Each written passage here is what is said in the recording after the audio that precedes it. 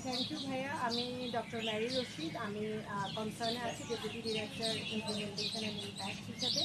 এবং আমাদের যে RMNCH প্রকল্পটা চলছে, আপনি যেটা বলার চেষ্টা করেছেন, আমাদের এই প্রকল্পে আসলে আমাদের যে কোর যেই জিনিসটা আছে সেটা হচ্ছে local level health system strengthening. যেহেতু আমরা জানি যে আমাদের সরকারের আসলে প্রতিটি স্তরেই স্বাস্থ্যসেবা কেন্দ্রগুলো আছে এবং জনগণের সেবার জন্য সেটা নির্ধারিত আছে, কিন্তু যেটা আসলে বিভিন্ন প্রেক্ষাপট থেকে দেখা যায় যে একটা স্বাস্থ্যসেবার জন্য আসলে দু রকমের জিনিসের দরকার। আপনার স্বাস্থ্য কেন্দ্রও লাগবে এবং ওখানে সেবাদানকারীর প্রয়োজন হবে, এবং পুরো সিস্টেমটা চলার জন্য আপনার একটা মনিটরিং বা অ্যাকাউন্টেবিলিটি মেকানিজম থাকতে হবে। কিন্তু ওখানে আমরা দেখতে পেয়েছি যে বিভিন্ন প্রেক্ষাপটে যে ওখানে আমাদের কিছুটা গ্যাপ আছে।